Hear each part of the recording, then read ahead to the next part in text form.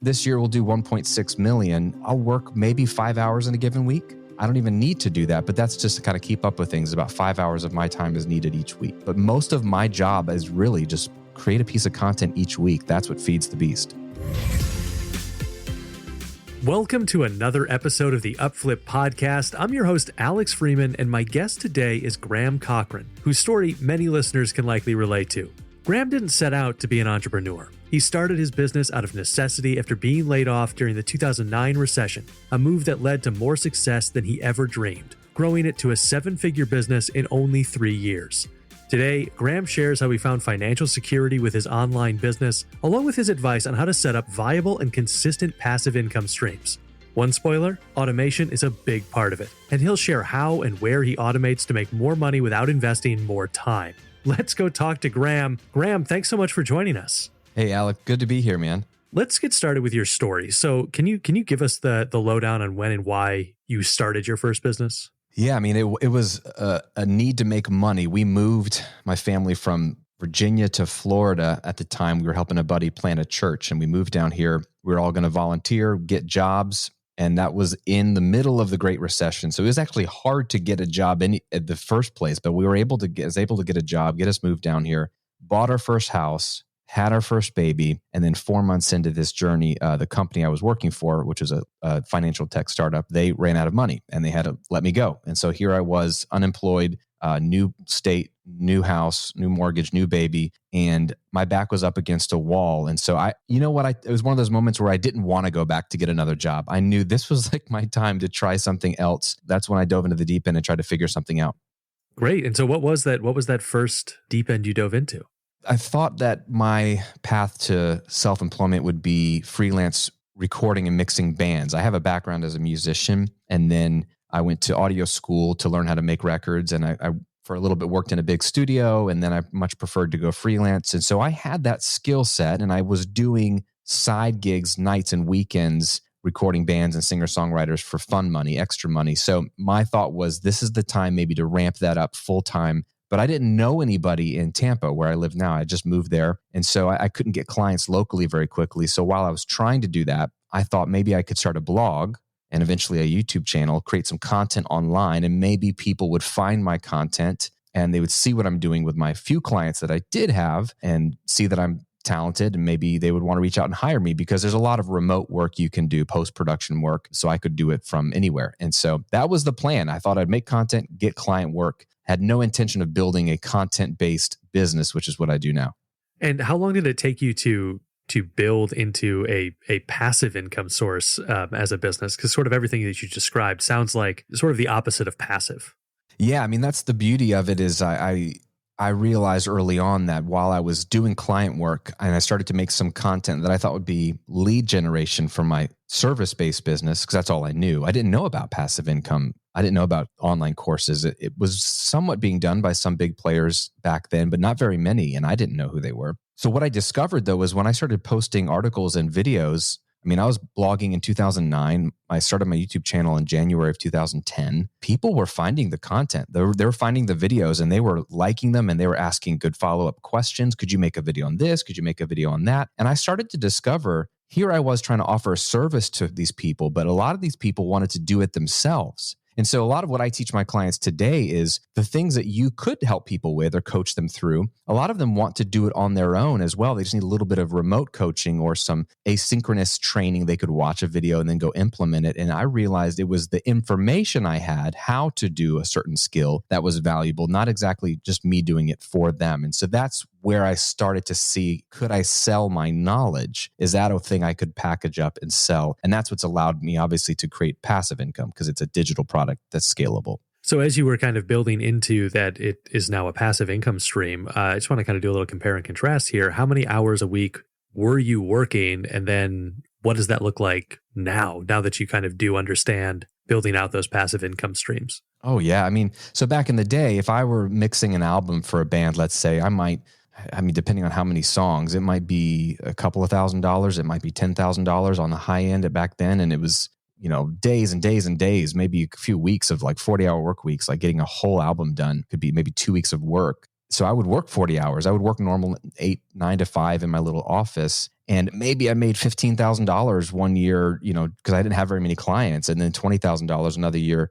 Working full time is kind of like the pace. It was really bad. It's not really great hourly rate if you look at it, because a lot of that time was trying to get clients. Whereas today, I've built two businesses, but like the one I'm doing primarily right now in the business coaching space, this year we'll do 1.6 million. I'll work maybe 5 hours in a given week. I don't even need to do that, but that's just to kind of keep up with things. About 5 hours of my time is needed each week. What are you spending those 5 hours on?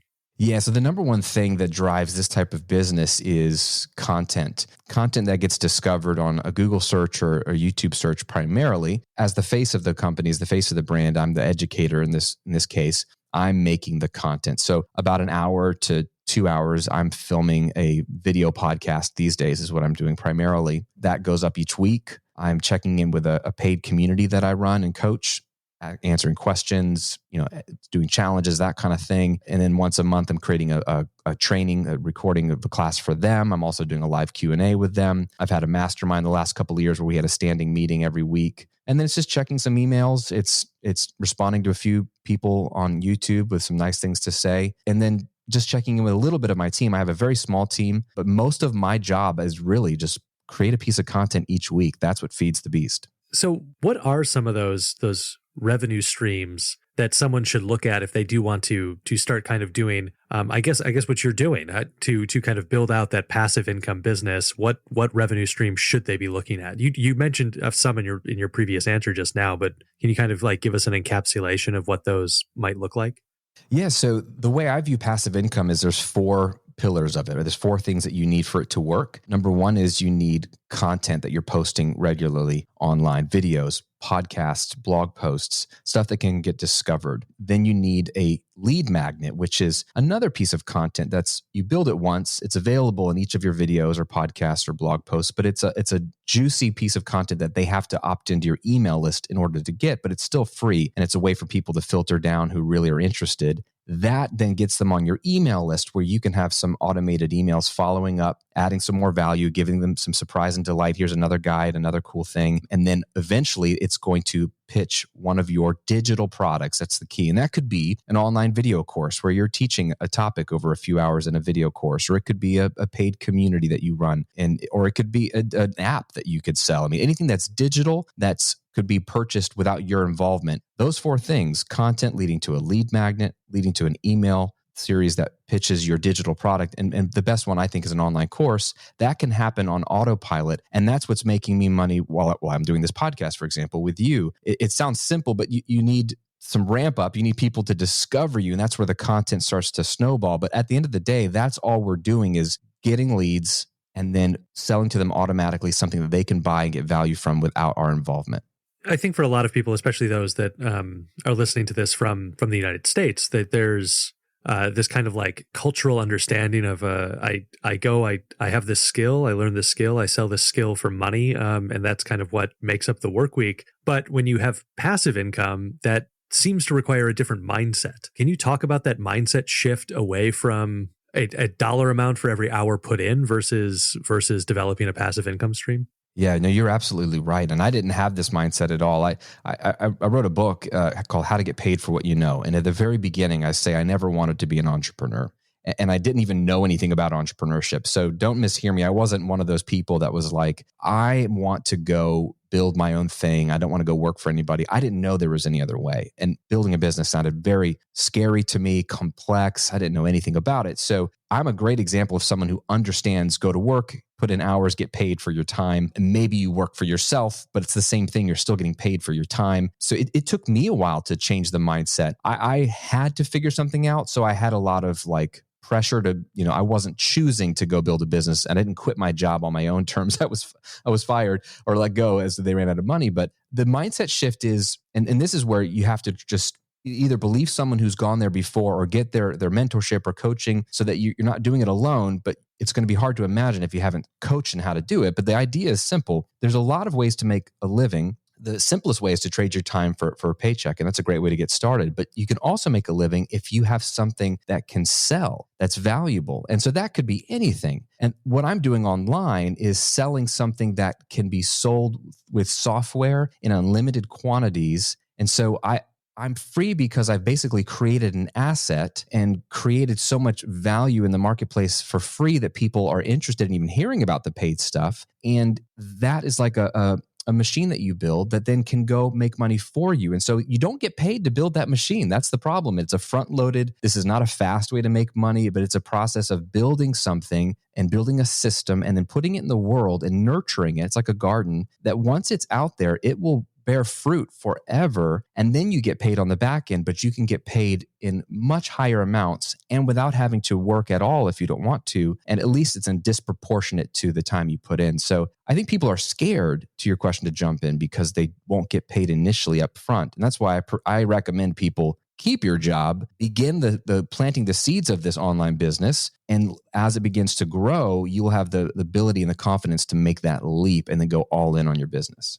That's a really good point, because I think that a lot of people who are more naturally entrepreneurs are more ready to take that kind of risk. So I'm curious to pose the question to you as someone who never intended to be an entrepreneur. What is the best way for somebody to kind of get over that initial fear? If you have coaching, and that can mean just like a book. I mean, that's why I wrote my book. And it doesn't have to be my book. So I don't want to, but get someone who can be your guide, even if it's from afar. Get a $20 book if that's all you have. And follow their plan, like learn from their mistakes, see what's working, understand the model. Like any business you want to go start, you would be foolish to just start it without knowing anything about how that industry works or what the market looks like.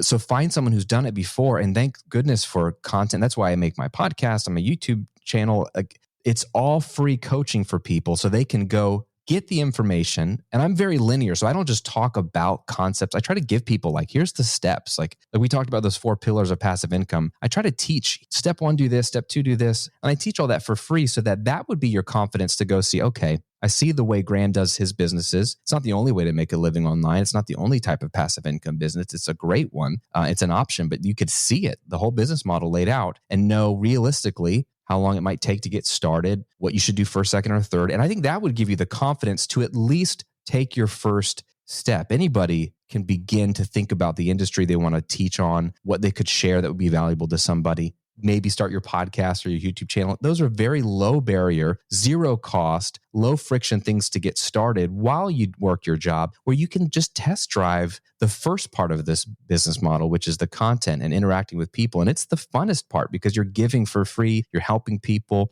And I think that confidence comes little by little. I'm a very slow, nervous person when it comes to change. I really am slow to adapt. My businesses, I've had to pivot multiple times and cool opportunities that I should have jumped on sooner, but I'm just slow because I'm scared. I don't know if that's gone away. So I understand those fears, but it is a one little step at a time. But get the model, get someone who's done it before so you're not figuring it out on your own. How much planning is necessary before somebody kind of gets started? Or is it something that is best left to jump 2 feet in?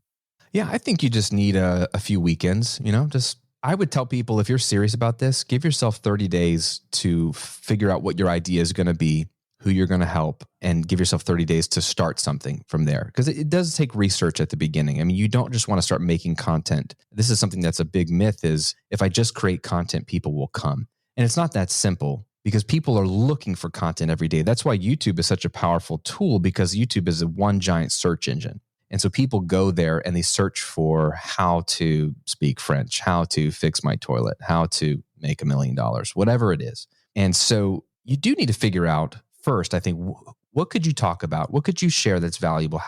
Who have you helped in the past? What have you helped them do in real life? I bet there's millions of those people like that on the internet. And it's kind of figuring out the combination of what you are good at, what you like to talk about, how you've helped people in the past, and then figuring out which of those things on that list have a market where people are actually buying books and spending money in that space, and just kind of doing some basic research. You want to kind of figure that intersection out first. It's the most important thing, kind of validating your idea. It doesn't take any creating of a product or any major work. It's just a few weekends of some basic research that's very easy to find and fun. But I would say 30 days from now, you could start your channel, get that going, and you could start making your first video, or that it doesn't take long to get that process going. A quick note for our listeners that if you like what you've been hearing on this podcast, help us grow our audience and keep providing quality, informative business content by leaving us a review wherever you are listening. Graham, can you talk about what that that sort of initial planning process of doing a skill, interest, and knowledge inventory for somebody, how do you go about that process of saying, no, I am an expert with skill and knowledge that I can teach others in this area?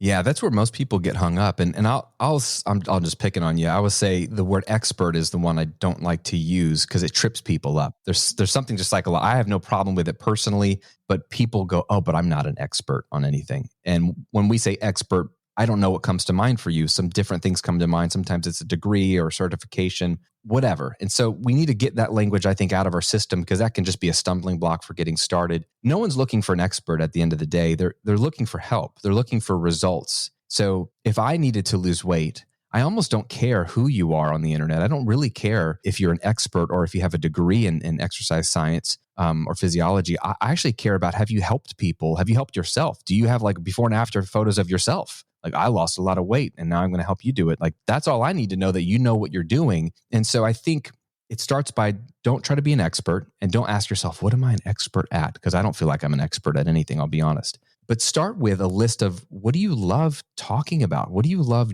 doing? What do you read books on, nerd out on podcasts on? What have you helped people do in the past? What do people text you or call you up and ask help for, right? Are you the person in your circle that always knows the answer of like how to fix their car or when they have car problems, or helping people with their money or whatever? What questions do people ask you all the time? And you're that person in your friend group. These are all clues as to things you could help people with, things that you're passionate about. And that's a great starting point where you get to be selfish and just dream up all the things you would love to talk about and teach people, because you're going to need to love this. For this business model to work, you have to be in this game a long time. And I tell people, imagine doing this for the next 5 to 10 years. Can you talk about this topic for the next 5 to 10 years? If the answer is, nah, I'm not that interested in it, then move on to something you're more interested in. So come up with that list. And then the second list is really important. You have to then take that list and find the intersection between what you love, what you're good at, what you're passionate about, what you've helped people with in the past, and then find that where that intersects with what the market says is valuable. And this is easy to find, right? You can get on Amazon.com and you can look under the books category and just type in your topic and see if there's books being published on that topic.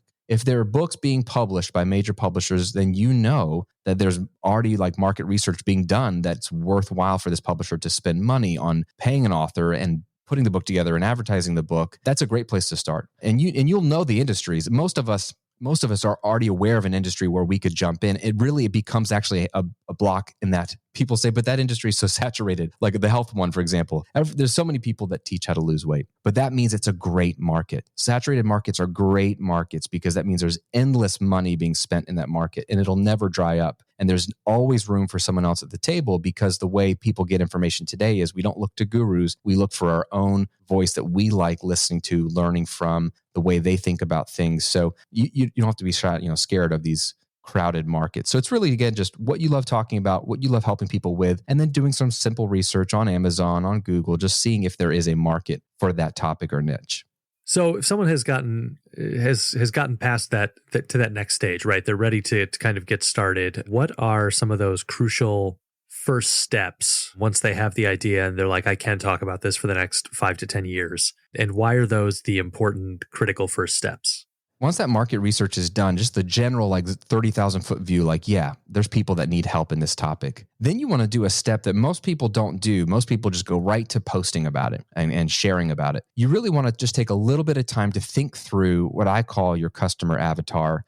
And it's just a hypothetical version of a person that you would be helping. As you go on the internet, it's very easy to speak in the plurality of, hey, you guys, hey, everyone. And you imagine speaking to a crowd because that's what's happening. You've got, potentially millions of people listening, or hundreds or thousands or 10,000s, but you're really not. You're speaking to one person at a time. And that'll help your content be more powerful when you say, hey, friend, or hey, you, and you speak in the singular. But it also helps you think through, all I'm doing is speaking to one person. And I have a Google Doc, and you can make one of your hypothetical target listener, audience, eventual customer. Is it a man or a woman or both? What age are they? What is their season of life? What keeps them up at night around this topic or niche? What are they stressed about? What are they challenged with? What are their hopes and dreams? And if you don't know these answers, they're going to come from either two places. Either one, you used to be your target market. That's how I got started. I created a brand called The Recording Revolution, helping musicians learn how to record their music. I knew everything that they were struggling with because that was me 10 years prior when I was in high school. I wanted to know, what equipment do I buy? How do you make it sound professional? I don't know how. So I knew all the pain points and all the desires because I was that person. So a lot of times that's the easiest way to create that customer avatar. Think through where you struggled, what you desired, what things you've already tried, what lies you believed, what myths you fell for. And if you're not the target market, but you've helped people in this target, then think about the people you've helped. Or if you don't know, get online and ask, like, hey, friends, get on social or ask your family. I'm considering creating some content to help people lose weight and feel healthy. If that's you, what's your biggest frustration with that? Or what's been your biggest challenge in those journeys? So just DM me back or email me back or text me back. I'd love to know where you've gotten stuck and just trying to understand people better. You can ask a few friends or ask the social media world, and you'll get some real language of what people struggle with and what they really want. And that's sort of the filtering down to, okay, I think based off of what I know, I could help this type of person get rid of this type of pain or struggle or challenge and achieve this kind of dream or result. And then you have like a one-page doc that really summarizes who you're going to go help for the next 5 to 10 years. And that's going to grow and change as you learn more about your future audience, but it's a great starting point. I assume that the kind of avatar of your customer is going to factor into this, but I'm curious about building brand awareness and I guess ultimately brand loyalty for that new online business. How do you get those first readers or customers or people consuming the content? Yeah, so this is where platforms like, let's say, YouTube are just a godsend, because YouTube is a giant search engine, like I said. And so it's possible to show up on search results, even if nobody's looking for you and your brand, they don't know who you are. And YouTube in recent years has really shifted their algorithm to be more, democratized in favor of brand new channels. And so a good example is I tested this on my 13-year-old daughter. She wanted to launch a YouTube channel doing screen recordings of a video game she was doing walkthroughs for. And so she filmed one, we edited it together, real simple video. We uploaded it to a brand new channel.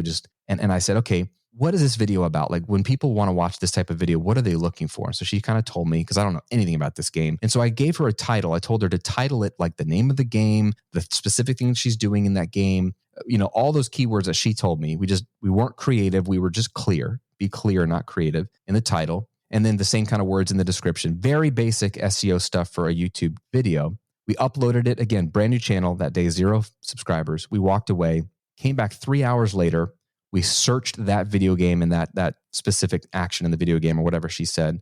Her video came up on the first page of results. Again, 0 views, 0 followers, but it showed up on the first page of results. And that is how you're going to get discovered, is these platforms are really shifting to like democratize for newer, smaller channels so that you feel like you have a fighting chance. And if you just start creating this content that's targeted at this type of person and you show up in a way that's generous, value giving, like you don't tease the answers, you just give them good answers, you will start to get discovered. It is not overnight. It's not going to be a lot of people. You won't get customers right away, but your first step isn't to get customers. Your first step is to build an audience, because that's truly the asset that you can monetize later.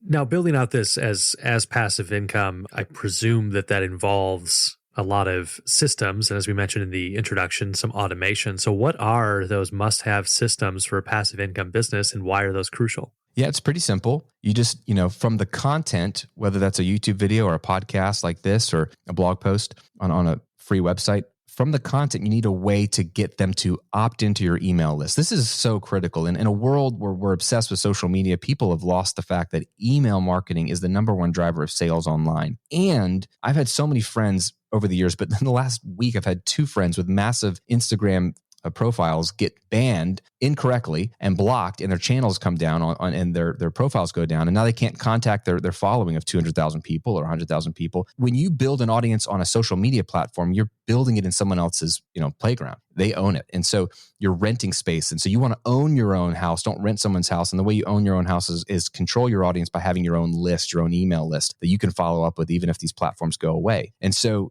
the only systems you really need is a tool to collect email addresses and follow up with them with automated emails. And there's free ones out there to get started, like MailChimp. That's how I got started years ago. I think Intuit bought MailChimp, which was amazing. That just shows how powerful they believe in email marketing. They spent a few $1 billion on that company. But that's a free place to get started. It'll give you a little piece of code that you can put anywhere, or little free landing pages that you can paste anywhere to collect an email address and follow up with some automated emails. So you just need that. And then eventually you need a place to sell and collect payment for your digital product. It could be an online course. I use a tool these days called Kajabi. It's my absolute favorite tool. It does all of these things. It's your email capture. It's your website. It hosts your online courses. It could do webinars and all these cool, fun things. But there's so many tools out there that are like Kajabi. But for me, it's one tool that does everything. But you can get started for free with a tool like MailChimp. And then when you're ready to sell, you're going to need some other tool to be able to host your product and collect payment. You mentioned MailChimp and Kajabi there, but are there other software or tools that you're using in the business kind of on a regular basis, or are those really the two that people should be setting their sights on? All I use is Kajabi. That's literally the only tool I use because they pioneered the all-in-one solution for this type of business. So it's absolutely perfect. So I got rid of my WordPress site and my hosting. Like they do everything. They host videos. They do everything. So for me, it's one login, one tool. All my sales data is in there. All my analytics are in there. I even do my one-on-one coaching with clients through there. They have like Zoom built in. I don't even have to use Zoom anymore. It's kind of insane. So if I had to pick one, I would tell people to get on Kajabi. There's competitors out there doing a similar thing. Podia is one. Kartra is another. Teachable is kind of similar. They've been around for a while. But you could pick any one of these tools and build your entire online business on it for less than $100. You could get started on these platforms for sure a month. And that's everything you would need to run your business. So this is going to bring us to a section of our show that we call our Fan Blitz questions. These questions come from our YouTube community. You can go to youtube.com/upflip and join the community and post questions to future podcast guests. Graham, we're going to try and do about 7 questions in 90 seconds here. Are you ready? Oh, I'm ready. All right. This first one comes from Gregory Demosthenes, and it's an interesting question because I think that this doesn't count against your 90 seconds, by the way, because it is interesting because we talk about a lot of like information giving in this kind of process. But his question is about, he makes music. They're currently just sitting on his hard drive. Is there a way to capitalize on music and I guess other creative output? Yeah, I mean, you can build an audience online by sharing your music, doing live performances. And even if you have nothing to sell, you could monetize with a tool like Patreon, where people support you monthly just to see more of your music come out. That's a great platform for musicians. Ryan Redinger asks, how did you get your first business coaching client and how do you gain more? YouTube. I was putting out YouTube videos and people would email me and say, hey, what would it look like for me to hire you one-on-one? It was the craziest thing. And to get more, I posted more content. What do you do with your profits? Oh, pretty simple. Spend it to live my life. My 2 favorite things, though, beyond just taking care of my family, are giving it away. We give 50% of our profit away to charity, which is a huge joy of ours, and then saving and investing for the future. What's the secret of business that will make me a billionaire? Oh, man. Generosity. Be generous with your customers. Be generous with your content. Be generous with your employees, with people. If you're generous, you'll become magnetic, and I think opportunities will open up for you. What's the best part of being an entrepreneur? Own your own schedule, freedom, flexibility, no one telling you what to do. What's the worst part? No one telling you what to do. You have to figure it out for yourself. And it feels very lonely sometimes. Sometimes I just like to be told what to do. It'd be much simpler. Last one here. If there was a movie made about your journey, what would the title be? One little step at a time. I love it. I love it. That is going to do it for the Fan Blitz questions. Again, those come from our YouTube community. You can go to youtube.com/upflip, join the community, and post questions to future podcast guests. Graham, just a few more questions from me here before I let you go. Let's say someone kind of gets everything set up and the systems that you described in their business, but it's not generating revenue, maybe at all, or in the way that they feel like they would like to see it. How do they identify the root of the problem? And are there common problems that lead to that situation? Yeah, I can think of 3 common problems my students face. One is, let's say on the front end, they're not getting enough leads. So people aren't seeing their content. So there's no way they're going to be able to sell to people. And so that would be a question of, okay, is your content clear, what you're helping people do and who you're helping? Is it bold? Is it polarizing? Or is it vanilla? Does it sound like every other content in that topic or niche? If it sounds like everything else, no one's going to care. You really have to stand for something, stand against something. Don't be afraid to share. People are going to hate whatever you say, whether you're good, bad, honest, or lying. Like, you're going to find haters no matter what. So it could be content, and you need to just tweak the way you're showing up in the world so that more people pay attention. And that sometimes just takes time too. That would be a 4th one I'll sneak in there, is like people like, I've been posting content for 90 days, Graham, and there's no one buying my stuff. Well, I would give yourself a 2-year ramp up to really get your business going. So you're probably jumping the gun there. Sometimes it's time. On the other side, if you're growing your audience well, but you're like, I'm not able to sell very much to them, it could be the offer, the way you're trying to sell your product. A great resource, I love Alex Hormozi's book, $100 Million Offers. It's a very easy read, and he's brilliant at this, of explaining maybe a process that would be helpful for you to take a look at your product and say, am I presenting it in the best way possible? And just follow his framework of taking every objection and every challenge people have and turning it into a feature of the product and just saying that on the sales page. So sometimes it's the way we've packaged the wrapping of the offer. The product might be just as good inside, but the wrapping. And then one that blows me away that leads to people not making enough sales is they don't promote very often. And they don't ask people for money. It's very simple. When you ask your audience for money more, you'll make more money. It's a little more nuanced than that, but it's pretty simple. And so I see some of my students who are so afraid to ask people for money. They're just conditioned to give, their content away, which I tell them to do, and I do as well. But it's a sales fear of like, I don't want to bug them. But this is a business you're running. This isn't a hobby. If you want it to be a hobby, then don't worry about selling. But if you want to make a living, you have to offer something. And it's not asking for money. It's offering them a chance to change their life. Like you're giving. That's all selling is giving. That's why my favorite book is The Go-Giver by Bob Burg. And I was grateful to have him endorse my book. That whole book will blow your mind and change your mindset on what giving really or selling really is all about. Selling is giving people something of value, and then they want to give you money in exchange. So it's one of those 4 areas. Maybe it's your content isn't great. It's not given enough time. The offer needs a tweak, or you're not promoting often enough. And earlier you mentioned one of the fears for people in taking the step into starting kind of this style of business is that there's no revenue at the front. But what are the costs at the front? Like what did it cost you to get started, and what kind of did that initial investment go towards? Yeah, I started my first business with $50. And that paid for $8 a month economy web hosting at GoDaddy, a free website with WordPress. And then I paid for a tool at the time called eJunkie, which allowed me to collect payment through PayPal and deliver a zip file of my early online courses. They just got a zip file of the videos, which is pretty janky, but that's all I needed to do back then. So yeah, $50 got me started. You can post on YouTube for free. You can post on your blog if you have a website with basic hosting for $10 a month or less. You buy a domain name for $10 a year. If you want to, like I bought therecordingrevolution.com at the time. So $50 is what I tell people. It's all it takes to get started. If you really want to do it right, I would recommend people go straight to something like Kajabi. The cheapest plan is $120 a month if you go with the annual plan. And some people balk at that, but it's literally the same tool I use to run almost seven-figure a year business. It's so cheap. It's crazy how little that costs for what you can build.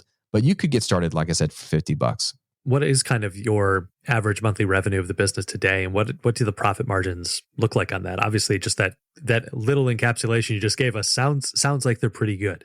Yeah, I mean that's one of the reasons I love this business model, and I talk about it in my book, is it's the profit margins are high. Like your costs to run this are so low, it's crazy. So let's say this year, for example, I'm averaging 660,000 a month, and we'll do the year's almost over, about 1.7 this year. So about $160,000 a month. Profit margins are anywhere between 93 and 95%. So it's mostly profit.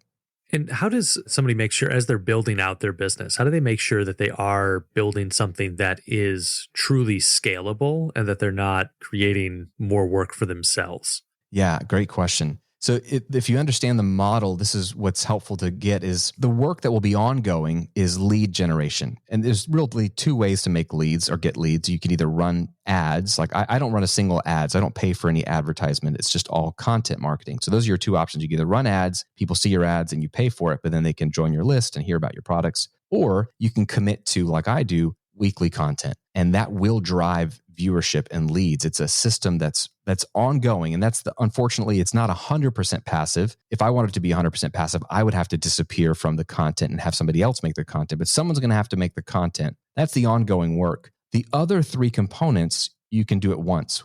Those would be building the lead magnet. That's the free, download our free cheat sheet or guide, or watch this video workshop. If you enjoyed this free video that you just watched, it's an entire workshop that is free. It's a webinar you can come to. Whatever that free thing is, you got to build that once. You have to write the emails that follow up to that free thing once that eventually lead to your product. and you have to build that product once. And again, that could be an online course that it's a lot of work up front. I'm not going to lie. You have to map it out, and you have to film it, you have to edit it. But once you've built that course, the lead magnet, the email sequence that follows up, and then the course that it sells them, that's all work you've done once. You don't ever have to do it again if you don't want to. I had a $97 course back in the day that I filmed. It wasn't even an HD. It was horrible video quality. I kept saying I was going to update it, but it kept selling and the testimonials were amazing. And so I sold it for 7 years. I made $1 million off this little $97 course, never went back and changed it. And so for 7 years, I made tons of money off this thing. That's the part that's scalable, is you have the digital product that's being sold automatically to warm leads who've just found you through a Google search or YouTube search.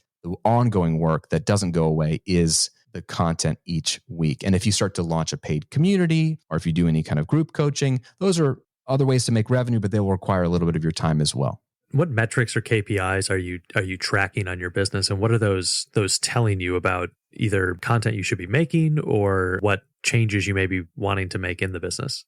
Yeah, the number one number I look at is revenue, because that's at the end of the day, that's all that matters is it making money in terms of like the cold hard economics of it. But like, I don't care about, my YouTube channel size. I don't really care about views on a video. In fact, I make videos that sometimes go against what YouTube is looking for in terms of giving me more views, but it works towards what I want, which is to make the sale eventually, because I want them to get onto my email list. So I don't really look at those metrics as much as revenue. And then I look at email opt-ins. So the number of people opting into my email list each month is like a leading indicator for me. I can pretty much tell you how much money I'll make the next month or two based off of how many email opt-ins I got this month. So if I see email opt-ins going down, I can pretty much tell you that I'm going to go down in revenue in a couple of months. If they're going up, then I can feel pretty good about where revenue's going. So that's a big one for me, is email opt-ins. And then I do track like open rates on my emails, not as much now that some of the stuff that Apple changed with the OS is making those numbers a little less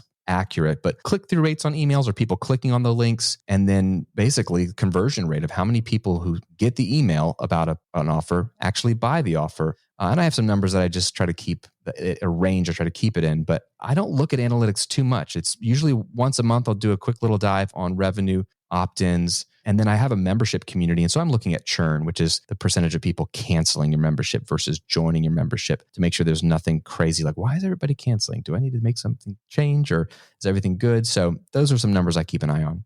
How has the online business landscape changed since you first got started in 2009? A lot's changed and a lot hasn't. So what has changed is so much emphasis on social media in terms of what people think drives success. The influencer world is so interesting, because that's what the average person sees. So when people think of what I do for a living, when I try to tell my in-laws or my friends, like, what do I do? They think I'm some kind of influencer, probably, because they think you make money on the internet, you have a YouTube channel, you're an influencer.